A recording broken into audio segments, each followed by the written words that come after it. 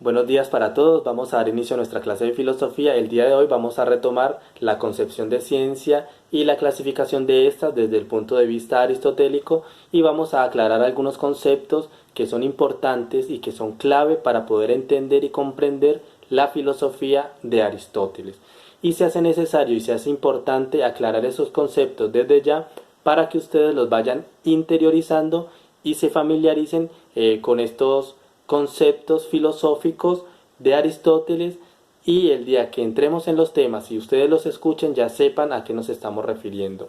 Entonces vamos a comenzar aclarando la concepción de ciencia y explicando la clasificación de estas de otra manera, de otra forma, porque algunos entraron en confusión.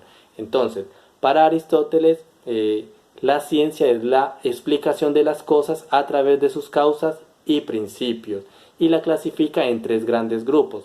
Primeramente, entonces tenemos las ciencias teóricas o especulativas, en un segundo grupo tenemos lo que son las ciencias prácticas y en el tercer grupo tenemos las ciencias poéticas o productivas.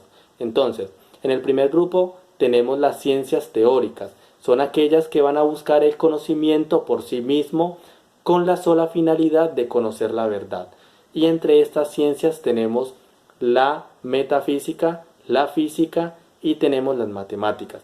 En el segundo grupo están las ciencias prácticas, que son aquellas que buscan el conocimiento para llegar por medio de él a la perfección moral. Es decir, que las ciencias prácticas, a través del conocimiento, a través del saber, busca llegar a la perfección moral, al perfeccionamiento moral y tiene por objeto llevar al hombre a la felicidad, a buscar la felicidad. Por lo tanto, entre estas ciencias prácticas están la ética, la política y la economía. Y por último tenemos las ciencias poéticas o productivas, que son aquellas que van a buscar el conocimiento, el saber con el fin o con el propósito de producir determinadas cosas, determinados objetos. Y entre estas ciencias están las distintas artes y también está la retórica y la poesía. Recuerden que la retórica es el arte de hablar bien. Y hay que aclarar también y dejar claro, porque es muy importante decir y saber que la concepción de ciencia en la antigüedad no es la misma concepción de ciencia que tenemos o que se dio en la modernidad. ¿Por qué? Porque en la modernidad la ciencia se separa de la filosofía y en la antigüedad a la ciencia y a la filosofía se le conocía con la misma palabra griega que es episteme o conocimiento superior. Entonces, entre ciencia y filosofía había una relación muy importante y se identificaban ambas. Ciencia y filosofía era prácticamente decir lo mismo con la palabra episteme, ese conocimiento superior, ese conocimiento de la verdad científica que se daba a través de la razón. Por tanto, es importante aclarar esto, que ciencia en la antigüedad es una cosa y ciencia en la modernidad es otra. O sea, hay un concepto muy distinto, son concepciones distintas, pero que Aristóteles está colocando aquí las bases para que después se dé una concepción de ciencia en la modernidad. Entonces, dejando claro esto, vamos a seguir aclarando los conceptos filosóficos como son la sustancia, la esencia, acto, potencia, accidentes, movimiento, el no ser absoluto, el no ser relativo. Vamos entonces a hablar de los conceptos aristotélicos, vamos a aclarar cada uno de ellos. Entonces, primeramente tenemos el concepto de causa, que en la filosofía aristotélica se entiende como el factor o la circunstancia que contribuye para el ser o la producción de algo, y se le va a llamar causa a todos los intermedios entre el motor y el objeto. En otras palabras, la causa viene siendo lo que produce algo o el fundamento de las cosas. También en la filosofía aristotélica se define como el principio del ser y la razón de su existencia.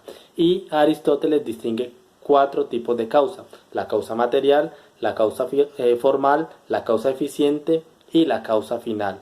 Más adelante, cuando hablemos de los tipos de causa, las vamos a definir cada una y las trataremos más a fondo.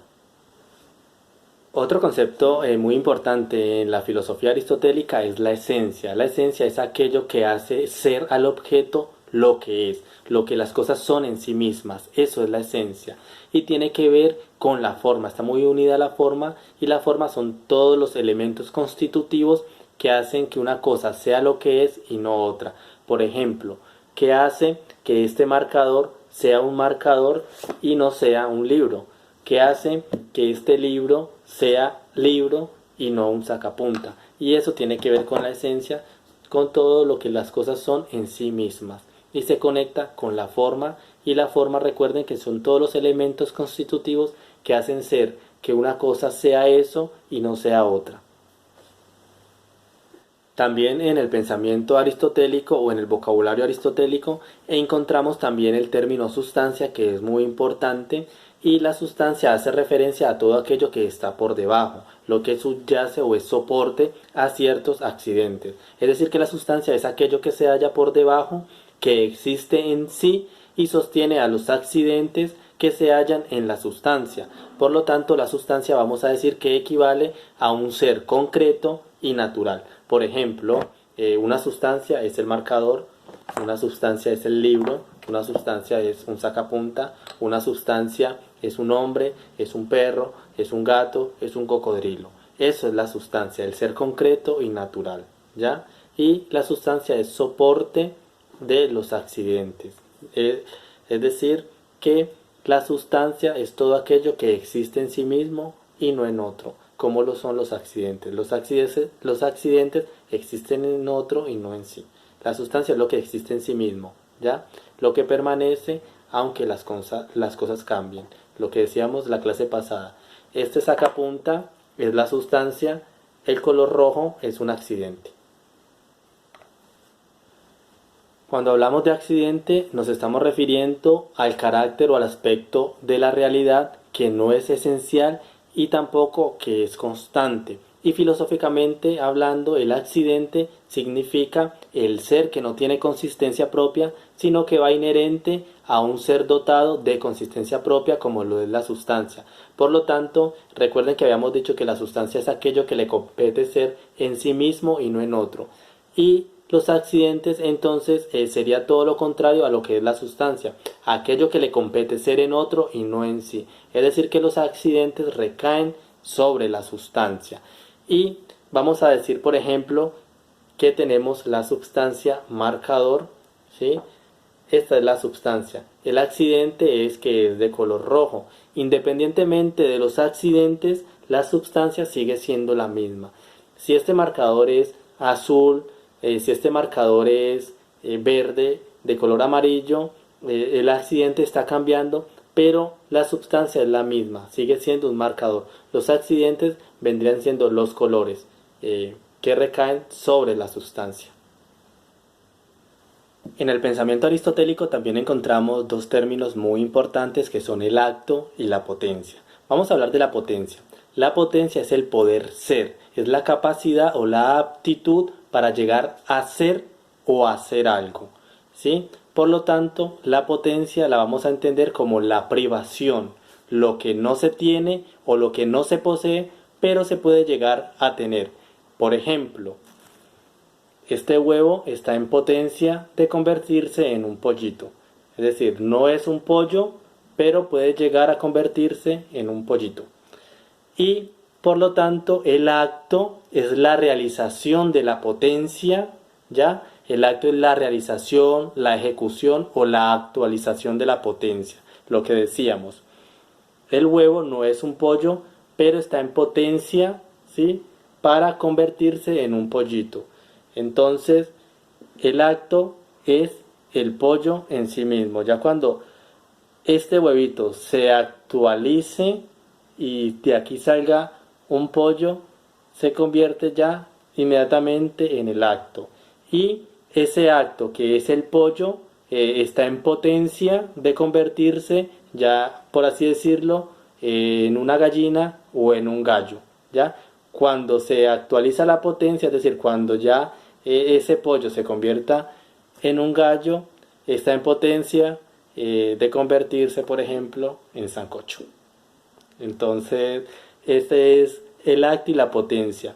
La potencia entendida como la privación, lo que no tengo pero puedo llegar a tener, y el acto es la actualización de esa potencia, la realización, cuando ya está en ejecución, en actualización, en realización. Otros dos términos que son muy importantes en la doctrina aristotélica son el no ser absoluto y el no ser relativo, porque con estos conceptos lo que hace Aristóteles es resolver el problema del cambio, el problema del movimiento que se había generado con Parménides y con Heráclito. Heráclito que afirmaba que todo cambia y que nada permanece, mientras que Parménides afirmaba que no hay movimiento, que no hay cambio, que las cosas siempre permanecen iguales. Parménides decía el ser es, el no ser no es. Por lo tanto, negaba todo tipo de cambio o todo tipo de movimiento o que las cosas cambiaran. Ya Aristóteles resuelve este problema hablando del no ser relativo y del no ser absoluto. Vamos a hablar entonces qué es el no ser absoluto, cómo lo entiende Aristóteles. Aristóteles va a decir que el no ser absoluto es cuando no se es algo ni se puede llegar a ser ese algo. Por ejemplo, este huevo no es un ser humano y nunca podría llegar a ser un ser humano según el pensamiento aristotélico. Entonces, este sería el no ser absoluto. No es un ser humano y no va a poder llegar a ser un ser humano. Y el no ser relativo es cuando no se es algo, pero sí hay una posibilidad de llegar a ser ese algo. Y Aristóteles llama a este no ser relativo la potencia. Cuando no se es algo, cuando no poseo algo, no tengo algo, pero puedo llegar a tenerlo o tengo la posibilidad de llegar a ser ese algo que se quiere ser. Por ejemplo, este huevo no es un pollo, pero tiene la posibilidad de convertirse en uno. ¿Listo? Y, o por ejemplo, este huevo en este momento no es un perico y no está en un desayuno, pero está en la posibilidad de estar mañana en mi desayuno. Y por último tenemos el movimiento, que para Aristóteles es definido como el paso del ser potencial al ser actual, es decir, el paso de la potencia al acto, de lo que no tengo a lo que tengo. Entonces el movimiento, según Aristóteles, sería cuando este huevo, sí, que está en potencia de convertirse en un pollo, da ese movimiento y se transforma o se actualiza, y de aquí sale el pollito. Entonces, la potencia es la privación, el acto sería ya la actualización de esa potencia, sería el pollito, y el movimiento es ese paso de la potencia, de lo que no tengo, al acto, a lo que es a la actualización de esa potencia. Ese es el movimiento. Por lo tanto, Aristóteles va a decir que ese movimiento va a consistir en una actualización imperfecta, porque se va a dar durante la actualización de la potencia, ¿sí? Y va a decir que cuando la potencia queda actualizada ya no hay movimiento, pero ese acto puede estar otra vez en potencia de ser otra cosa, ¿ya? Entonces Aristóteles también nos va a decir que hay unos tipos de cambio, como el cambio substancial, accidental y cambio local, que hablaremos en nuestro próximo video cuando ya estemos hablando de cada una de las doctrinas aristotélicas. Por ahora, chicos, es todo por ahora. Aquí aclaramos los términos aristotélicos, que son muy importantes para poder comprender lo que viene. Entonces, interioricen estos términos. Cualquier duda, cualquier inquietud, pueden hacerla llegar, que estoy dispuesto a explicarles, a aclarar las dudas. Y bueno, chicos, estamos en potencia de encontrarnos otra vez en nuestras clases virtuales y en algún momento en una clase presencial, como ya lo estamos hablando desde el acto y la potencia. Ahora no estamos reunidos presentes, pero estamos en potencia de llegar a encontrarnos nuevamente. Les mando un abrazo y espero que se encuentren todos muy bien y se les extraña un montón. Chao.